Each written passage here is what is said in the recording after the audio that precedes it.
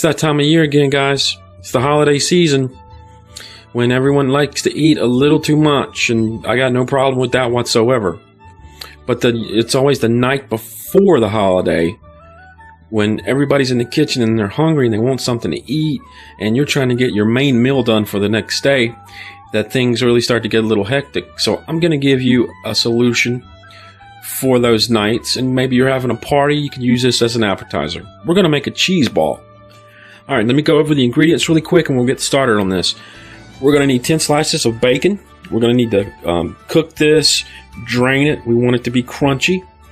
We're going to need a 1/4 cup of minced and diced onions, spring onions. You can use pimentos, but we're going to use a 1/4 cup of a bell pepper. We're going to use 3/4 cup of pecans. We're going to need salt and pepper, just to taste. 2 cups of shredded sharp cheddar. We're going to need a 1/4 cup of milk, and we're going to need 12 ounces of the cream cheese. Okay, so these come in 8 ounce blocks, so you can buy 2 and use them. All right, let's go ahead and get started with this, guys. And I almost left out the garlic. All right, and you can add whatever you want to this later. If you want to put in some paprika or some cayenne pepper, which I would like to do, but I can't because the kids they don't have the chili mouth. But you can add whatever you want to. This is just a basic cheese ball. So here we go. We've got our ingredients broken down now. We've got our pecans, as you can see. We want them to be just about that consistency. I've reserved half for later. We're going to need those for later, and I'll show you that step when it comes up. So when you break down your pecans, your 3/4 cup, make sure you put half of them aside for later. We've got our cheese. We've got our bacon. And this was about 10 pieces. I'd say it comes out to about 1.5 cups of bacon. And you can see how I've broken this up. And I've reserved half of the bacon for later as well. So you'll want to do both of those. And we've got the spring onions. They're diced there. We've got our bell pepper. We've got just a teaspoon of garlic, milk, and our cream cheese. So let's go ahead and start working this, guys. We're going to go ahead and put our cream cheese in.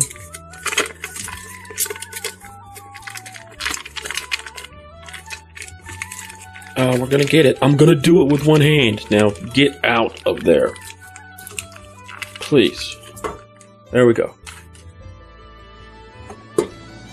Alright, we'll go ahead and turn this little mixer on. And we're just going to whip our cream cheese until it gets very smooth. This is about... I said it was going to be about 12 ounces, but this is really just 10 ounces of cream cheese.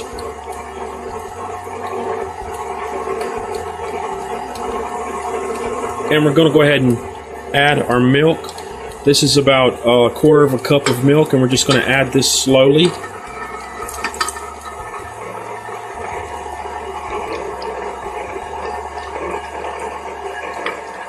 I want this to become extremely creamy. This is the consistency that we're looking for here. See that? See how creamy that is in there? All right, we're going to go ahead and I'm going to drop the bowl down here. We're going to go ahead and add our cheese in, and we'll stir that as well. There's our cheese in there. I'm going to go ahead and put our bacon in. I'm just going to put everything in at once, y'all. We'll go ahead and grab our pecans, put those in. Some people say pecans. I'm not leaving that piece of bacon, man. We need that. Some people say pecans. I say pecan. It's a pecan, not a pecan. If it was a pecan, it would be spelled P-E-C-O-N. Alright, and we're going to put our bell peppers in there. Next thing we're going to do is going to put our little teaspoon of garlic in as well. Yep. Good to go. Thank you, garlic, for cooperating. And we will put a little bit of pepper, just to taste, not much. And we'll also put a little dash of salt in there. There we go. And here's our little dash of sea salt that we'll go ahead and just put a little pinch in. You don't really need a lot of salt or pepper in this, or you could use some cayenne pepper. That would be good. All right. We'll go ahead and lock this in, and we'll go ahead and stir it up until everything is blended equally. All right, see what that's looking like right now? So we are just about done here. Now I'm going to take this out. I'm going to scrape the pot down, okay? And I'll put this in the refrigerator for about 35, 40 minutes. Let it chill down, and we'll come back, form it into a ball, and move on to the next step, guys. Can you see it? Okay, guys, it's been in there for about 45 minutes, maybe a little longer. I'm going to go ahead and pull this out of the fridge. There we go. You can see our turkey in there. And shut the door. This is what we're looking at here. It's got really firm. It's firmed up. What I'm going to do is pull out a sheet of parchment paper. And I'm going to dump our mixture out on this. And I'm going to form it. This is a form I'm pleased with. I'm going to keep it. What I've done is just coaxed it a little with my hands. But for the most part, I've just used this wax paper to go back and forth. Right now, this is going to go right back in the fridge. I'm going to let it chill for maybe 2 more hours. And we'll be on to the very final step in the process. It's going to get good from here, guys. Okay, we've got our loaf out of the fridge. It's been in there for about 2 hours.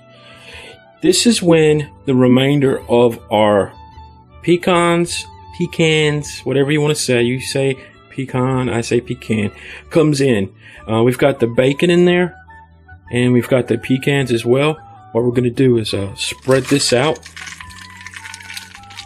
across the length of our loaf. And we're going to roll our loaf in this. We want to encrust it with these pecans. Just like that. I'll go ahead and show you what this looks like. Check this out. That's what you're looking for right there, guys. I've got all the extra pecans and the bacon in this log now. See that? It's encrusted on the outside. And damn, it looks like Christmas, doesn't it? You got your greens in there. You got your nice little pieces of bacon. There you go. That's a great shot. You've got the red from the bacon, the white from the cream cheese. I mean, like I said, the greens from the scallions. It's just beautiful. And it's going to taste so good.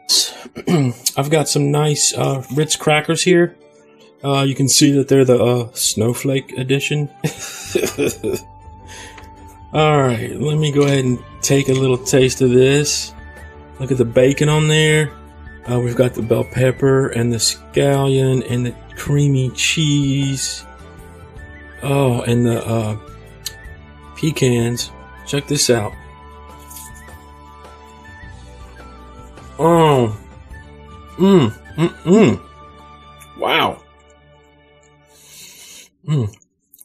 The bacon, along with the bell pepper and the scallions, give it a very, very smoky flavor.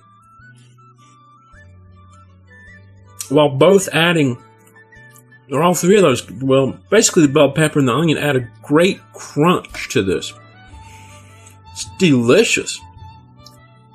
The bacon is a textural element, along as with a taste element. This is fantastic, guys. Yeah, let me try one more. Would you guys like a bite? Because I have no problem. Here, you take a piece of this. You don't want one? What? Okay, if you don't want a bite, I have no problem eating that. Alright, y'all, listen. Thanks for watching. Go out and try this. There's no need to run to the store and buy one when you can do it at home. And it's even better, you can alter it any way you want. So, any questions or comments, leave them, down there. I'll be happy to answer anything you put down there. I always do. I love everybody. Happy Thanksgiving Eve, and try this tonight. Fill everybody up. So until tomorrow or the next day, don't get shit.